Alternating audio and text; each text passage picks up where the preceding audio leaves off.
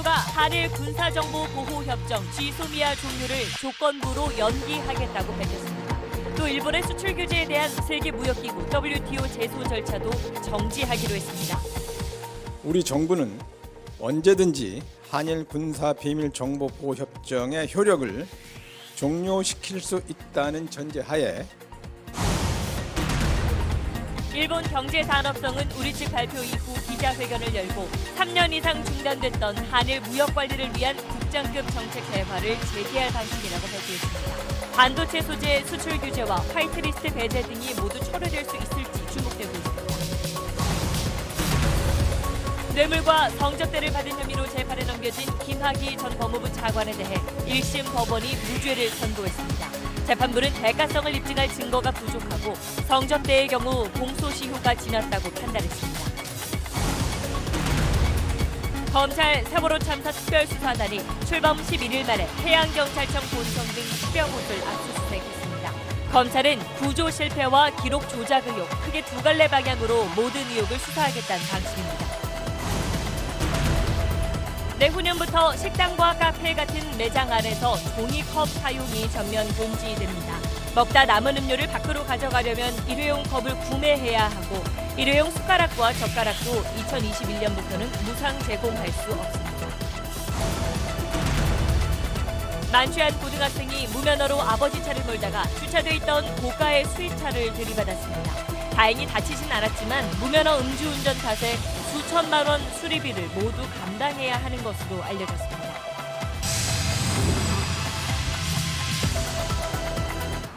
나가지 말자니까. 한 바퀴 더. 현대수소전기차. 여러분 안녕하십니까?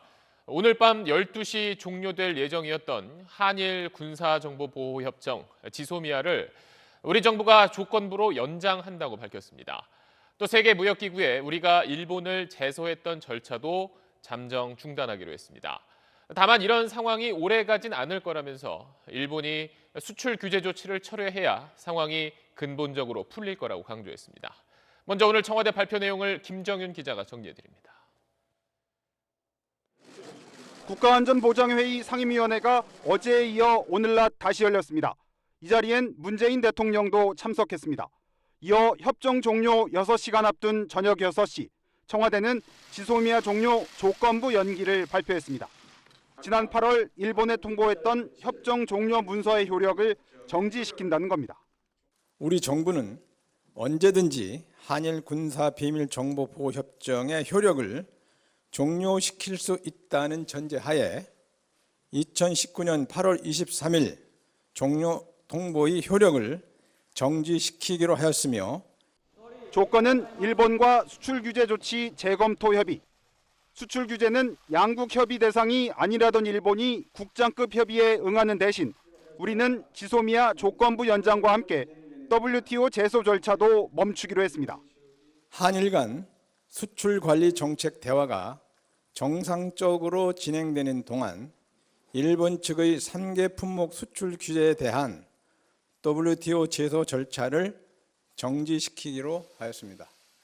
청와대 고위 관계자는 언제든 지소미아 종료의 효력을 다시 활성화할 수 있는 권한이 우리에게 있다며 이런 합의 내용이 상당 기간 계속되지는 않을 것이라고 밝혔습니다.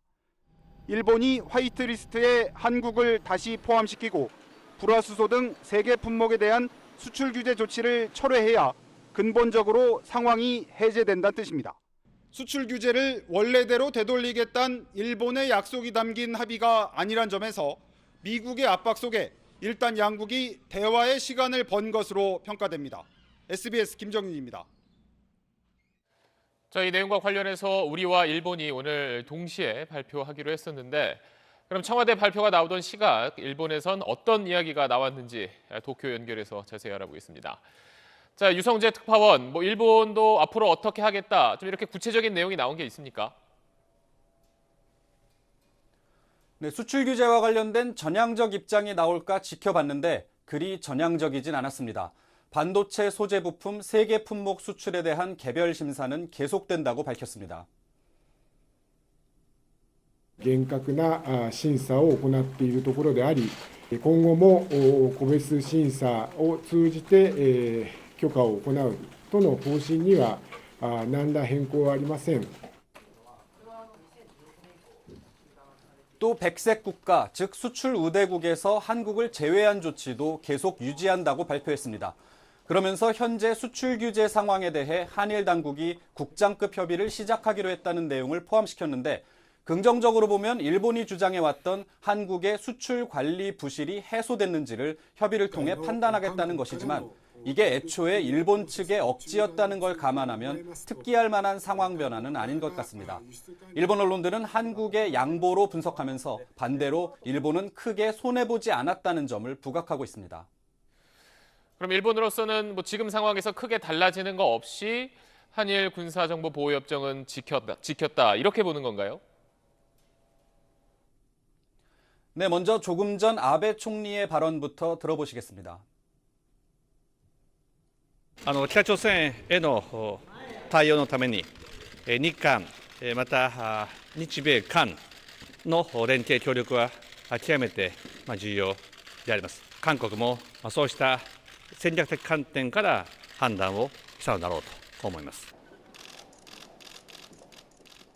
네, 고노 방위상 모태기 외무상도 거의 동시에 찍어낸 것처럼 같은 발언을 했고요. 모태기 외무상은 여기에 지소미아와 수출 규제는 전혀 다른 문제라는 기존 입장을 다시 반복하면서 그동안 미국 측에 지소미아 종료에 대한 우려를 지속적으로 전달해왔다고 자평했습니다. 한국의 연장 결정 배경에 미국의 힘이 크게 작용했고 그 배후엔 일본의 대미 외교가 있었다는 말을 하고 싶었던 것 같습니다. 지금까지 도쿄에서 전해드렸습니다.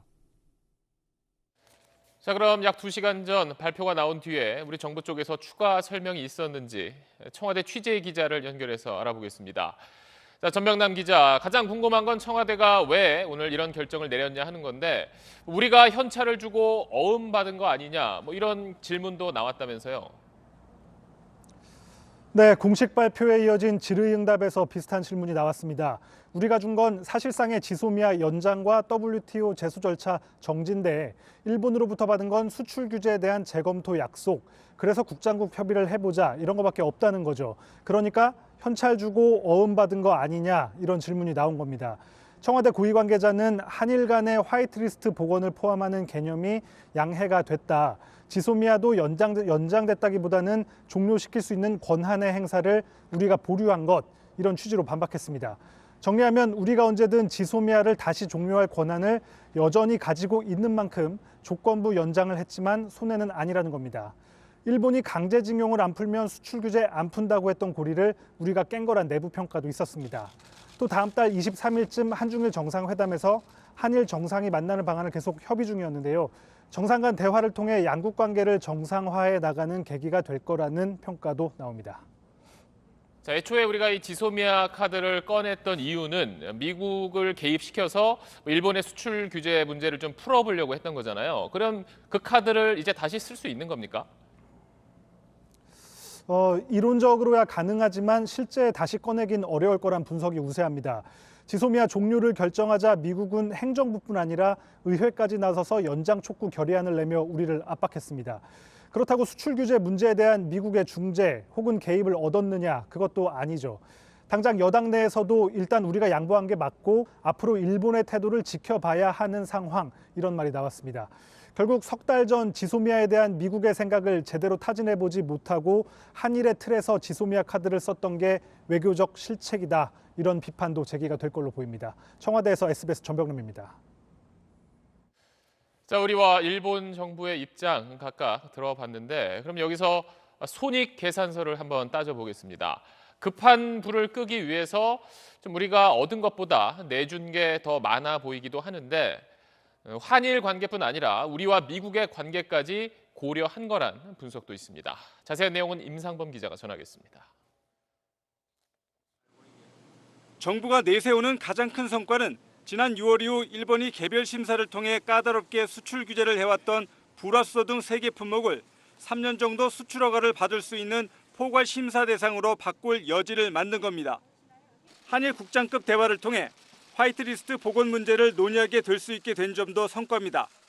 일본은 줄곧 한일 군사정보보호협정과 수출 규제는 별개라는 입장에서 물러서지 않았는데도 수출 규제 철회가 먼저라는 우리가 결국 한일 군사협정을 사실상 원상복구시킨 셈입니다. 물론 조건부로 장시간 상황 개선이 되지 않으면 종료를 재검토할 수 있다고 했지만 그간 미국의 압박으로 봤을 때 이는 쉽지 않습니다. 일본 정부의 입장이 관철된 게 더 많다고 볼 수 있지만 한미 관계를 고려한 정부의 결정이라는 분석입니다. 전체적으로 판단하면 우리가 얻은 것보다 준 것이 많습니다. 그럼에도 지소미아를 통해서 일본과의 이 관계를 풀어간다는 것이 어려웠고 또 미국이 그만큼 강력한 요청을 했기 때문에 불가피한 선택이었다라고 판단합니다. 한일 갈등의 근원인 강제동원 피해자 배상금과 관련해선 아무런 양보를 얻어내지 못했다는 점도 문제로 지적됩니다. 양국 기업의 자발적 출연과 국민의 성금으로 재원을 마련하자는 문희상 국회의장 안에 아베 총리가 관심을 표한 것으로 알려졌지만 피해자들은 일본의 진정한 사과가 우선이라는 입장을 굽히지 않고 있습니다. SBS 임상범입니다. 다음 소식 넘어가겠습니다. 건설업자로부터 뇌물과 성접대를 받은 혐의로 구속된 김학의 전 법무차관이 1심에서 무죄를 선고받고 오늘 풀려났습니다. 재판부는 범죄 사실에 대한 증거가 부족하거나 또 공소시효가 지나서 처벌할 수 없다고 했습니다. 먼저 안상우 기자입니다. 3억 원 넘는 뇌물을 받은 혐의로 구속 기소됐던 김학의 전 법무부 차관이 무죄를 선고받고 석방됐습니다. 수감된 지 6개월 만입니다. 무죄 판결 받은 심경이 어떠신지 좀 한 말씀만 해주십시오. 앞서 검찰은 지난 2008년 성접대에 동원된 여성 A씨가 건설업자 윤중천 씨에게 지고 있던 채무 1억 원을 김 전 차관이 해결해 준 걸 뇌물로 판단해 특가법상 제3자 뇌물 혐의를 적용했습니다. 뇌물 액수가 1억 원 이상이면 공소시효가 15년인 만큼 공소시효 문제를 극복할 수 있다고 본 겁니다. 그러면서 2008년 이전에 이뤄진 성접대 혐의도 하나의 뇌물죄로 묶어 함께 재판에 넘겼습니다. 하지만 재판부의 판단은 달랐습니다. 먼저 재판부는 제3자 뇌물 혐의와 관련해 윤 씨가 김 전 차관에게 부정한 청탁을 한 기억이 없다며 재판에서 진술을 번복하는 등 대가성을 입증할 만한 증거가 부족하다고 밝혔습니다. 공소시효 문제를 해결할 수 있었던 제3자 뇌물 혐의가 무죄가 선고되면서 김 전 차관이 2006년부터 2008년 사이에 윤 씨로부터 금품과 성접대 등을 받은 혐의도 공소시효가 지났다는 이유로 모두 무죄가 선고됐습니다. 다른 사업가들로부터 김 전 차관이 받은 금품 등도 비슷한 이유로 무죄로 판단됐습니다. 수사단에서 좀 무리하게 공소시효를 위해서 구성한 부분이 있어서 당연히 무죄를 또 생각하면서 저희가 재판에 임했고 검찰은 대가성 등을 부정한 이유를 납득하기 어렵다며 항소하겠다고 밝혔습니다. SBS 안상우입니다. 김학의 전 차관 사건은 이른바 별장 성접대 동영상의 존재가 알려지면서 지난 2013년 처음 불거졌습니다. 그 뒤에 검찰이 2차례나 수사를 했는데 결론은 불기소 처분이었습니다. 그러다가 지난해 검찰 과거사위원회를 거쳐서 만들어진 특별수사단이 이 성접대 부분을 뇌물에 포함시켜서 김 전 차관을 구속하고 재판에 넘겼습니다만 앞서 들으신 대로 오늘 법원은 이 성접대 의혹은 공소시효가 지나서 처벌할 수 없다고 했습니다. 결국 이번에도 이 사건의 진상은 밝혀내지 못한 겁니다. 이렇게 된 이유가 뭔지 김기태 기자가 설명합니다. 법원은 김학의 전 차관이 성접대를 받았다는 점은 인정했습니다. 재판부는 김 전 차관에게 무죄를 선고하면서도 피고인이 지속적인 성접대를 윤중천 씨로부터 제공받아온 사실은 인정된다고 밝혔습니다. 앞서 지난 15일 윤 씨에게 징역 5년 6개월을 선고한 재판부 역시 피해자가 윤 씨의 소개로 김 전 차관 등 사회 유력 인사들과 여러 차례 성관계를 한 사실은 인정된다고 판단했습니다. 하지만 공소시효가 지나 처벌로 이어지지 못하면서 김 전 차관이 언제, 어떤 이유로 얼마나 자주 성접대를 받았는지 등의 구체적 사실관계는 확정짓지 못했습니다. 윤중천 씨 사건을 맡았던 서울중앙지법 손동환 부장판사는 성접대 의혹과 관련해 검찰이 2013년 적절히 공소권을 행사했으면 그 무렵 피고인이 적절한 제목으로 법정에 섰을 것이라며 검찰의 부실 수사를 지적했습니다. 애초부터 이번 수사가 여론몰이에서 비롯됐다며 예견된 결과라는 비판도 나왔습니다. 검찰 과거사 진상조사단에서 김 전 차관 사건을 조사했던 박준영 변호사는 검찰이 정치와 여론의 영향으로 무리한 기소를 하게 되면 판사가 소신껏 판단해도 판결이 비난의 대상이 된다고 지적했습니다. 6년 만에 세상을 다시 떠들썩하게 했지만 별장 성접대 사건의 제대로 된 진상 규명은 이번에도 이뤄지지 못했습니다. SBS 김기태입니다. 검찰의 세월호 참사 특별수사단이 출범한 지 열 하루 만에 해양경찰청 본청을 비롯한 10여 곳을 압수수색했습니다. 검찰은 당시 구조에 실패했던 이유와 또 참사 이후에 기록이 조작됐다는 의혹, 이렇게 크게 두 갈래로 나눠서 조사한다는 방침입니다. 임찬종 기자입니다. 검찰의 세월호 참사 특별수사단은 인천에 있는 해양경찰청 본청과 서해지방해양경찰청, 목포와 완도, 여수에 있는 해양경찰서까지 일제히 압수수색했습니다. 검찰은 해경 본청과 해양경찰서 등에서 2014년 세월호 참사 당시의 상황 일지와 함정 근무자 명단, 통신 기록 등을 확보한 것으로 알려졌습니다. 검찰은 세월호 참사 당시 구조 실패와 참사 이후 기록 조작 의혹, 이렇게 두 갈래로 수사 방향을 정한 것으로 알려졌습니다. 구조 실패와 관련해선 지난 2014년 검찰 수사에서 현장에 출동했던 해경 123정장 1명만 업무상 과실치사죄로 처벌됐는데 구조 과정의 과실 책임을 다시 따져보기 위해 당시 지휘 계통에 있던 인물들을 모두 재수사할 방침입니다. 구조한 학생 임모군을 헬기로 신속하게 이송하지 않고 선박으로 옮기다 숨지게 했다는 최근 사회적 참사 특별조사위원회 발표 내용도 구조 실패 수사를 통해 확인한다는 계획입니다. 세월호 참사 이후 책임을 축소하기 위해서 관련 기록을 조작하거나 은폐했다는 의혹과 관련해선 역시 특조위가 발표한 CCTV 녹화 장치 조작 의혹을 포함해 상황일지 조작 의혹이나 허위 서류 작성 의혹 등을 폭넓게 수사한다는 방침입니다. 검찰은 압수한 자료에 대한 분석이 끝나는 대로 당시 해경 관계자 등을 불러서 조사할 계획입니다. SBS 임찬종입니다. 뇌물수수 혐의를 받고 있는 유재수 전 부산시 경제부시장이 18시간 넘는 검찰 조사를 받고 오늘 새벽 돌아갔습니다. 조사를 통해서 검찰은 재작년 청와대 특별감찰반이 유재수 전 부시장의 뇌물수수 의혹을 상당 부분 확인했던 그 정황을 확보했습니다. 그런데도 당시 감찰이 중단된 이유를 검찰이 자세히 들여다보고 있습니다. 이 소식은 이현영 기자가 취재했습니다. 검찰은 유재수 전 부산시 경제부시장의 휴대전화 데이터를 복구하는 과정에서 유 전 부시장이 금융업체 관계자들과 아내의 항공권과 골프채 등에 대해 언급하는 내용의 메시지를 찾아냈습니다. 검찰은 어제 유 전 부시장을 조사하면서 이 메시지 등을 근거로 뇌물수수 혐의를 추궁했는데 유 전 부시장은 일부 금품 수수는 인정하면서도 대가성은 부인한 걸로 전해졌습니다. 그런데 검찰은 동일한 메시지들을 재작년 청와대 민정수석실 특별감찰반도 이미 확보했던 사실을 확인했습니다. 유 전 부시장은 당시 감찰 과정에서도 금품 수수 의혹에 대해 제대로 해명하지 못했던 걸로 전해졌습니다. 당시 특감반원이 이런 사실을 윗선에 보고했는데도 유 전 부시장이 갑작스럽게 병가를 신청한 뒤 감찰이 중단된 경위가 석연치 않다고 검찰은 보고 있습니다. 감찰 중단 뒤 유 전 부시장이 금융위원회에 사표를 내고 민주당 수석 전문위원으로 자리를 옮기는 과정에 누군가가 개입했을 가능성도 확인하고 있습니다. 검찰은 또 유 전 부시장의 동생이 재작년 유착 의혹이 있는 업체에 취직한 사실을 확인하고 대가성 여부를 조사하고 있습니다. 검찰은 다음 주 초쯤 유 전 부시장에 대한 구속영장 청구 여부를 결정할 방침입니다. SBS 이현영입니다.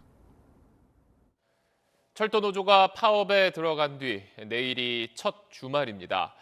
평소에도 주말에는 KTX 표 구하는 게 쉽지 않은데 대입 논술이라든지 면접 시험 때문에 주말에 열차 타야 하는 분들 버스나 다른 교통편 미리 알아보셔야겠습니다. 손형한 기자입니다. 파업이 계속되면서 주요역 발권 창구엔 오늘도 긴 대기줄이 생겼습니다. 주말표를 구하려는 사람이 늘었지만 원하는 시간대 표를 사는 게 거의 불가능했습니다. 지금 올라오는 시간에 대해서는 예매를 하고 왔는데 내려가는 시간에 대해서는 일정치가 않아 가지고 지금 그러고 있어요. 오늘 열차 운행률은 어제와 비슷한 수준으로 KTX는 69%, 수도권 전철은 82%였습니다. 경기 파주와 양평으로 이어지는 경의중앙선의 경우 배차 간격이 30분 넘는 경우까지 생겼습니다.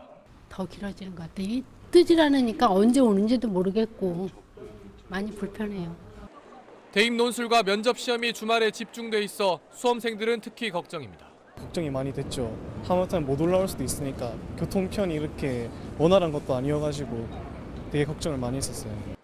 코레일 노사는 오늘 공식 협상 없이 신경전만 이어갔습니다. 사측은 파업 손실이 인건비 추가 부담을 빼더라도 하루 20억 원에 달한다고 압박했고 노조와 시민단체들은 집회와 기자회견을 열고 정부가 나서라고 촉구했습니다. 노동 간에 이 파업을 어떻게 할 것인지 단판을 지을 수밖에 없는 시간이 다가오고 있습니다. 철도노조는 내일은 서울 조계사 앞에서 상경한 조합원 8천여 명과 함께 대규모 집회를 엽니다. SBS 손형환입니다. 국내 토종 브랜드라는 점을 강조해왔던 한 의류업체가 이렇게 일본 유니클로 제품을 겉에 상표만 바꿔서 팔았던 게 드러나 논란이 일고 있습니다. 일본 물건 사지 않겠다면서 일부러 이 옷을 샀던 사람들이 뒤늦게 이 사실을 알고 거세게 항의했는데 해당 업체는 자신들도 몰랐다고 해명했습니다. 김도균 기자입니다. 스타트업을 운영하며 회사 직원들과 일본산 불매운동에 동참해온 이준희 씨는 최근 티셔츠를 샀습니다. 일본 브랜드를 사지 않으려고 일부러 선택한 국내 브랜드였습니다. 택 닿는 느낌이 좀 싫어서 그걸 이제 좀 뜯는 버릇이 있어서 뜯었는데 이제 눈을 처음에 의심했었어요. 이게 뭐 유니클로가 나오는 거예요. 이렇게 상표가 덧붙여진 것은 물론 원래 있던 세탁 라벨도 제거된 상태였습니다. 항의하는 이 씨에게 업체 측은 환불해주겠다고 할 뿐 어찌된 일인지 해명도 없었습니다. 국산으로 다 대체를 저희가 했거든요. 근데 그렇게 일부러 조금 불편함을 감수하면서까지 일본 제품을 안 사고 있었는데 속아서 제가 일본 제품을 사게 됐잖아요.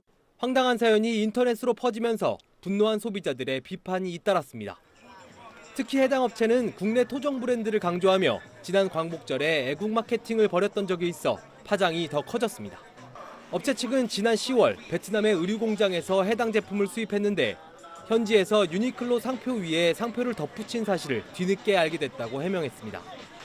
업체는 공식 사과문을 통해 해당 제품을 전량 회수하고 환불에 나서는 한편 판매 수익 전액을 기부하겠다고 밝혔습니다. SBS 김도균입니다.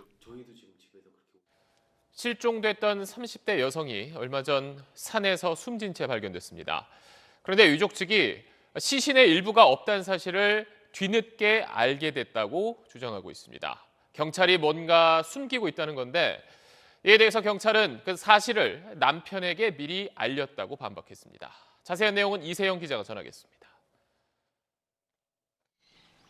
경기 파주 가막산입니다. 지난 14일 절벽 아래에서 30대 여성 시신이 발견됐습니다. 이 여성은 지난 9월 유서를 남기고 집을 나갔습니다. 장례를 치르려던 유족은 얼굴 부위가 흉측하니 보지 말라는 경찰 말에 시신을 제대로 확인하지 못했는데 발인 직전 병원으로부터 시신에 머리가 없는 걸 듣게 됐다고 말합니다. 진짜 하루비 두 쪽이라도 진짜 쫙 갈라질 것 같더라고요. 얼굴 전체가 없다고 해서 머리 전체가 없다고 해서요. 유족 요청으로 추가 수색에 들어간 경찰은 1시간 만에 시체 발견 지점과 가까운 곳에서 머리 부분을 찾았습니다. 유족은 경찰이 머리 부위가 없는 걸 일부러 숨겼을 뿐 아니라 타살 정황이 있는데도 서둘러 사건을 종결하려고 했다고 주장합니다. 부패가 되더라도 머리카락은 거의 몇 가닥이 남아있어야 되는데 한 가닥도 없어요. 헛발질에서 불렀으면은 옷이 좀 찢어지고 멍들고 사람 몸에 멍들고 해야 되는데 그런 거 하나도 없어요. 경찰은 시신을 수습한 뒤 여성의 남편에게 머리 부분이 없다는 사실을 분명히 알렸다고 반박했습니다. 또 타살 의혹에 대해선 정확한 사건 경위를 계속 수사하고 있다고 밝혔습니다. 경찰은 발견된 머리 부분에 대해 부검을 의뢰했는데 한 달 뒤쯤 결과가 나올 예정입니다. SBS 이세영입니다. 어제 저녁 인천의 한 아파트에서 불이 났습니다. 불길은 20분 정도 지나 잡혔는데 집에 혼자 있던 20대 지적장애 여성이 대피하지 못하고 숨졌습니다. 강민우 기자가 보도합니다. 시뻘건 불길이 맹렬히 창밖으로 치솟습니다. 터지면 난리다. 무서워. 어제 저녁 8시쯤 인천 서구의 한 아파트에 불이 났습니다. 바닥에다 이렇게 내리치는 식으로 그냥 꽝꽝 뭐 이렇게 소리가 나더라고요. 그래서 뭔 소린가 하고 이제 저게 듣는데 비상등 딱 들어오고 나. 단지 앞 놀이터와 가로수 등으로 접근이 다소 어렵긴 했지만 119 안전센터가 600여 미터 거리에 있어 4분 만에 소방차가 도착했고 20여 분 만에 불길을 잡았습니다. 하지만 이 불로 집에 있던 20대 지적장애 여성 김모 씨가 목숨을 잃었습니다. 불길은 작은 방에서 시작됐는데 김 씨는 현관문 근처 화장실 안에서 발견됐습니다. 연기가 집안을 뒤덮으면서 미처 밖으로 피하지 못한 걸로 추정됩니다. 또 하필 불이 난 시각이 낮에 돌봐주던 도우미가 퇴근하고 가족은 미처 귀가하기 전 김 씨 혼자 집에 있던 때였습니다. 경찰과 소방 관계자는 지적장애가 있던 김 씨가 불길과 연기를 뚫고 대피하는 건 쉽지 않았을 걸로 보고 있습니다. 이 때문에 주민들은 김 씨의 피해를 더욱 안타까워했습니다. 그러게 안 됐어요. 얼마나 무서웠겠어. 혼자 엄마도 없는데. 경찰은 정확한 사망 원인을 밝히기 위해 내일 김 씨를 부검하고 정확한 화재 원인을 조사할 계획입니다. SBS 강민우입니다. 술을 마신 고등학생이 아버지 차를 몰고 나왔다가 사고를 냈습니다. 다치지는 않았는데 비싼 수입차를 들이받아서 그 차 수리비 견적만 8천만 원이 넘습니다. 무면허 음주운전이라 보험 처리도 안 됩니다. KBC 고우리 기자입니다. 새벽 시간 한적한 이면도로를 지나는 검은 승용차. 갑자기 주차되어 있던 흰 승용차를 들이받고 뒤집어집니다. 마주오던 승용차에서 급하게 운전자가 내리고 뒤집어진 승용차로 달려가 사람을 빼냅니다. 오늘 새벽 1시 20분쯤 광주시 동천동의 한 도로에서 17살 A군이 몰던 승용차가 길가에 세워졌던 수입차를 들이받았습니다. 사고가 난 현장입니다. A군은 이곳에 주차되어 있던 승용차를 그대로 들이받았습니다. 아버지의 승용차를 몰래 가지고 나온 A군. 혈중 알코올 농도 0.136%의 만취 상태로 차를 몰다 사고를 냈습니다. 컴퓨터를 하려고 딱 앉았는데 밖에서 갑자기 차 부딪히는 소리가 크게 나가지고 밖에를 봤는데 사람들이 엄청 웅성웅성 모여 있었어요. 다행히 A군은 가벼운 타박상만 입었습니다. 하지만 피해 수입차의 수리비 견적이 무려 8천만 원이 넘게 나왔습니다. A군이 면허가 없는 미성년자인데다 음주운전을 한 탓에 수리비 모두를 감당해야 하는 것으로 알려졌습니다. KBC 고울입니다. 한국인 남성과 결혼하며 고향을 떠나온 많은 이주 여성들이 심각한 가정폭력에 고통받고 있습니다. 정부는 이주 여성의 입국부터 정착까지 적극적으로 개입하겠다며 대책을 내놨습니다. 얼마나 효과가 있을지 남주현 기자가 짚어봤습니다. 아이가 보는 앞에서 베트남 출신 아내를 남편이 사정없이 폭행합니다. 50대 남성은 결혼한 지 석 달 된 아내를 말다툼 끝에 흉기로 찔러 살해하고 암매장했습니다. 국제결혼이 많아지면서 결혼 이주 여성들이 한국인 남편의 폭언, 폭력에 시달리는 일이 늘고 있습니다. 정부는 가정폭력, 성폭력, 강도 등 강력범죄를 저질렀던 사람은 배우자 초청을 할 수 없게 할 방침입니다. 가정폭력 전과자의 국제결혼을 원천적으로 막겠다는 겁니다. 한국말이 서툰 이주 여성들을 위해 13개 언어로 신고할 수 있는 112 다국적 신고 앱도 개발합니다. 지역 활동가를 통해 가정폭력 상황을 조기에 인지하고 경찰이 위기 상황에 즉각 개입할 수 있는 체계를. 그러나 이주 여성들은 당장 피부로 느끼기 어렵다고 호소합니다. 모르는 이주 여성들은 이 무도차로는 무시할 거예요. 못 알아들으니까. 니용가 뭔지, 우리한테 어떻게 도와주는 건지. 전국 223개나 되는 다문화 가족 지원센터가 이주 여성 보호에 보다 적극적인 역할을 할 필요가 있습니다. 거기에 국가 예산은 다 쓰고 있지 않습니까? 그렇다면 그 사람들을 좀 더 지속적으로 교육해 나가면서 이렇게 좀 긍정적으로. 정부는 국내에 들어온 이주 여성의 정보를 다문화 가족 지원센터로 연계해 밀착 지원하겠다고 밝혔습니다. SBS 남주현입니다. 제주 서쪽 바다에서 갈치잡이 배가 화재로 침몰한 지 나흘째지만 오늘도 실종자 수색에는 별다른 진척이 없었습니다. 그런데 해경이 사고 선박의 입항 예정 날짜를 확인도 없이 임의로 기록하는 바람에 초기 수사에 혼선이 빚어졌던 게 드러났습니다. JIBS 김현선 기자입니다. 지난 8일 조업에 나선 대성호는 귀향 예정일로 알려졌던 18일을 하루 넘긴 19일에 사고를 당했습니다. 그러나 당초 선장이 해경에 알린 입항 예정일은 18일이 아니었습니다. 연승어선인 대성호는 지난 8일 조업에 나가면서 하루 뒤인 9일 귀향하겠다고 해경에 신고했던 것으로 확인됐습니다. 보통 연승어선은 열흘 이상 조업하는데 하루 뒤로 입항 신고가 된 걸 이상하게 여긴 통영해경이 열흘 뒤인 18일로 입항일을 임의로 수정해 기록했던 겁니다. 그 10일 정도 평균을 감안해갖고 그냥 10일 며칠로 이제 입력을 한 거야, 우리 파출소에서. 그렇게 하면 원래 안 돼요. 선장이 해야 되는데 선장이 안 해버리고. 게다가 해경은 자신들이 수정한 입항 예정일에 배가 돌아오지 않았는데도 아무 조치도 하지 않았습니다. 대성호의 선박 출입항을 자동으로 기록하는 V패스가 장착돼 있었는데 이 장비를 맹신해 빚어진 일이란 지적이 나오고 있습니다. 배 나가면 끝이요. 주소는 관리하는 건 선언명단 그런 거나 사람 인명 숫자 파악만 해보면 그럴 것이고. 사고 나흘째인 오늘 실종자 추가 발견은 없었고 해상에 떠있던 선미는 인양을 마쳐 내일 오전 제주 서귀포 화순항으로 들어올 예정입니다. JIBS 김현선입니다. 경남 진주에서 한 남성이 아파트에 불을 지르고 주민들에게 흉기를 휘둘렀던 사건 기억하실 텐데요. 어제 경남 창원의 한 아파트에서도 조현병을 앓고 있다는 40대 남성이 이웃을 향해 흉기를 휘두르는 일이 있었습니다. KNN 최한솔 기자입니다. 경남 창원시의 한 아파트 주차장입니다. 입주민 49살 A씨가 어제 오후 5시쯤 앞집에 사는 52살 B씨를 흉기로 찔렀습니다.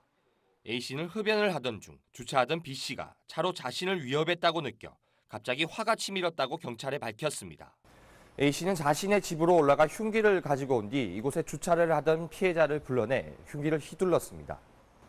이제 차에서 내리게 하신 다음에 폭행을 좀 하시고 차를 휘두르시다가 손이 좀 베어서 아버지 손을 이제 부여잡고 계시니까 목 쪽에 칼을 좀. 목 부위를 크게 다친 B씨는 병원으로 옮겨져 수술을 받았습니다. A씨는 경찰 조사에서 조현병을 알아와 약을 먹고 있다고 진술했습니다. 이웃 주민들도 평소 A씨가 이상 행동을 보여왔다고 말합니다. 혼잣말로 욕을 한다든가 그런 건 있어서 나는 조금 무서워했죠. 아닌 득의 진주 아파트 방화 살인 사건에 위층 할머니를 무참히 살해한 조현병 10대에 이어 또다시 조현병 환자 범행에 대한 사회적 트라우마가 계속되고 있습니다. 경찰은 A씨의 정신감정을 의뢰하는 한편 살인미수 혐의로 구속영장을 신청했습니다. KNN 최한솔입니다.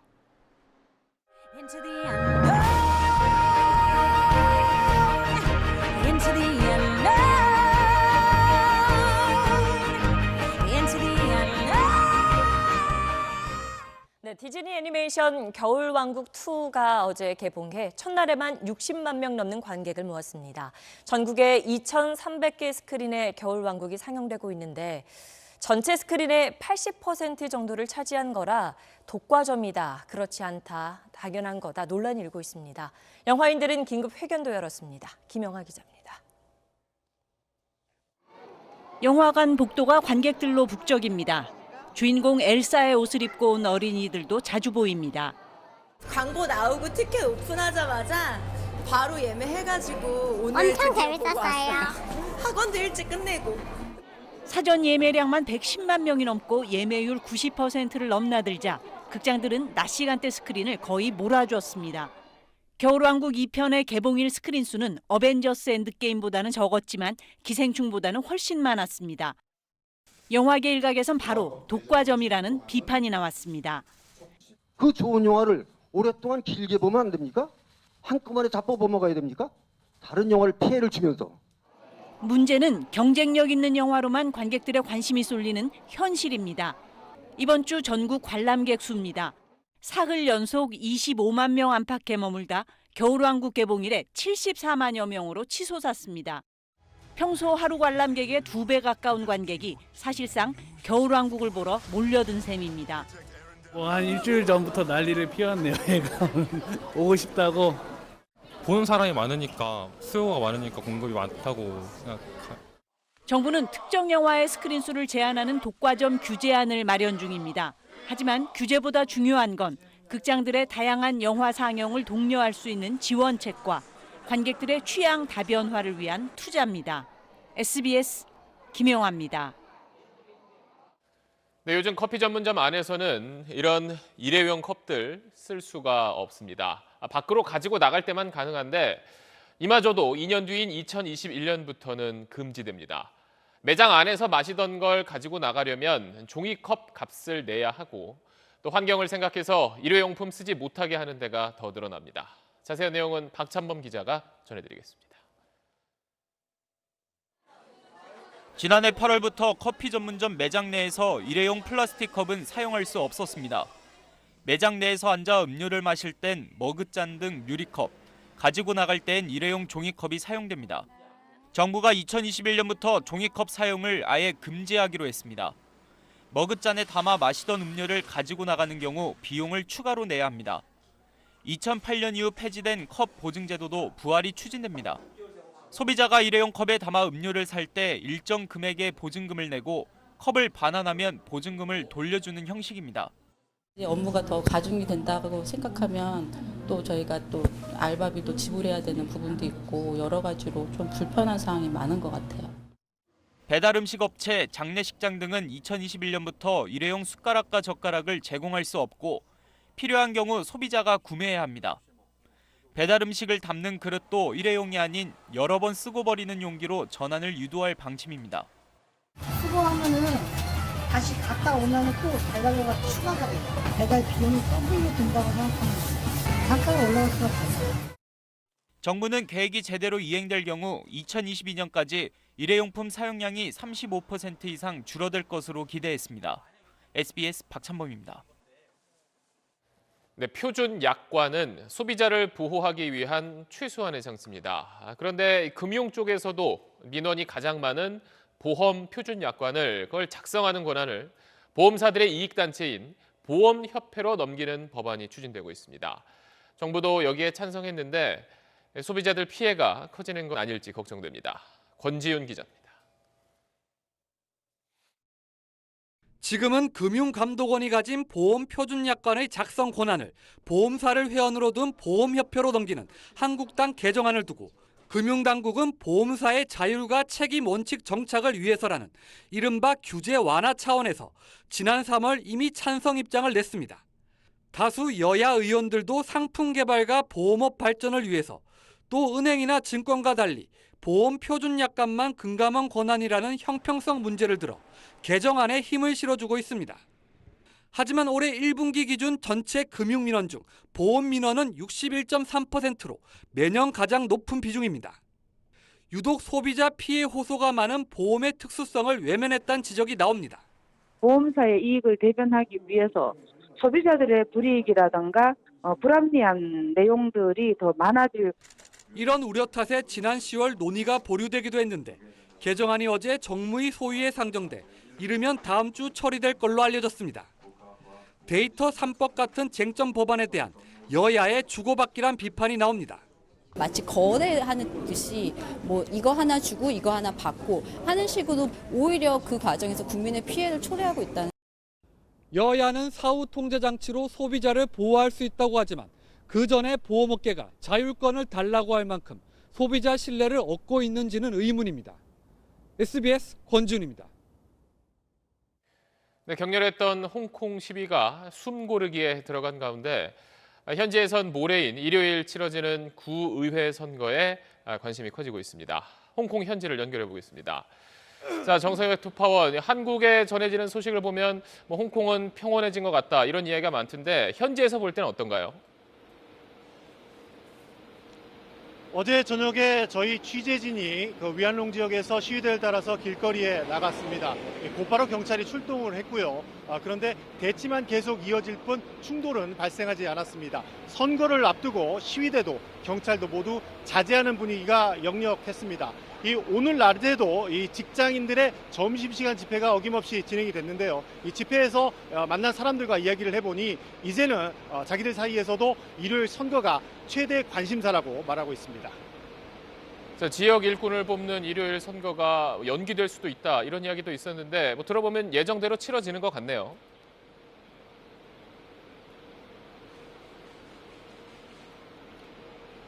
베이징의 홍콩 담당 최고 책임자인 한정 상무위원이 홍콩 정부에 예정대로 선거를 실시하라고 권고했다고 하고요. 실제로 선거 준비를 하는 모습이 여기저기서 보이고 있습니다.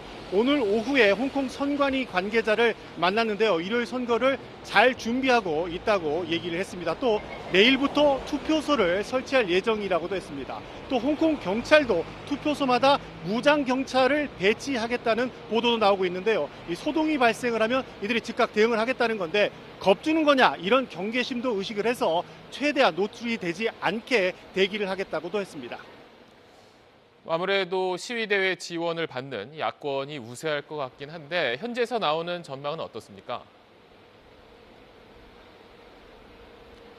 제가 만나는 현장에서 만나는 시위대들은 당연히 현 정부를 반대하고 야권을 지지한다고 말하고 있습니다. 그래서 이 반중 진영이 승리할 거다라는 얘기가 있는데 친중 진영도 만만치 않다는 얘기가 나오고 있습니다. 이 구위의 선거라는 것이 지역 일꾼을 뽑는 성격이 강해서 집권 세력으로서 지금까지 이 텃밭을 갈아온 그런 저력을 무시할 수 없다는 이유에서입니다. 지금까지 홍콩에서 전해드렸습니다.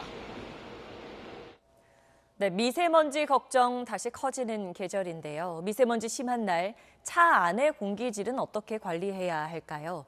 외부 공기 유입을 막기만 하는 건 정답이 아니라고 합니다. 전현남 기자가 알려드립니다. 1년 중 미세먼지가 가장 심하다는 11월. 차 안도 미세먼지 안전지대가 아닙니다. 어떻게 하면 창문을 열지 않고 차량 실내 공기를 깨끗하게 유지할 수 있는지 실험해봤습니다. 실내 미세먼지와 이산화탄소 농도를 측정할 수 있는 장비를 차량에 장착했습니다. 창문을 열어 외부의 미세먼지 농도와 같게 맞춘 뒤 실내 공기 순환 모드 상태에서 송풍을 켰습니다. 서서히 미세먼지 농도가 떨어지기 시작해 10분 후에는 미세먼지가 거의 없는 1마이크로그램/j 세제곱미터 미만으로 떨어졌습니다. 하지만 5분이 더 지나자 대신 이산화탄소 농도가 3000ppm까지 치솟습니다. 졸음, 두통은 물론 현기증을 유발할 수 있는 수준입니다. 4개 송풍 모두 상태로 해서 이제 공기가 좋음 상태로 안정화된 것 같으니까 똑같은 송풍 조건에서 모드만 외기로 한번 바꿔보겠습니다. 바깥 공기를 필터로 걸러내 끌어들이고 내부 공기를 내보내는 외부 공기 유입 모드로 바꿔봤습니다.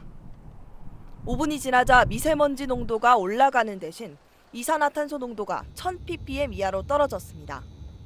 미세먼지와 이산화탄소를 가장 낮추는 균형점을 찾으려면 내부 공기 순환과 외부 공기 유입 모드를 적당한 간격으로 바꿔줘야 하는 겁니다. 15분에서 30분 정도 내기 송풍 상태로 주행을 하시고 5분 정도 외기 모드로 환기를 해주시면 미세먼지가 매우 심한 날에도 굳이 창문을 열지 않더라도 쾌적한 상태로 주행이 가능하십니다. 또 실내 공기 필터가 오래되면 공기 정화에 3배 이상 시간이 걸리는 만큼 제때 필터를 갈아줘야 합니다. SBS 전연남입니다. 네, 한 남성이 남의 차 지붕에 올라타더니 급기야 침을 뱉기까지 했습니다. 자신의 차와 너무 가까이 주차해 화가 났다는데 처벌도 쉽지 않고 또 알고 보면 선을 넘어 주차한 건 동영상 속의 남성이었습니다. KNN 강소라 기자가 보도합니다. 부산의 한 지하 주차장에 나타난 남성이 갑자기 차량 위로 올라갑니다. 남성은 차량 유리를 밟고 지붕까지 올라갑니다. 자신의 차 옆에 가깝게 차를 주차한 것이 불만인 것으로 보입니다. 그런데 차선을 넘어 주차한 것은 오히려 이 남성이었습니다.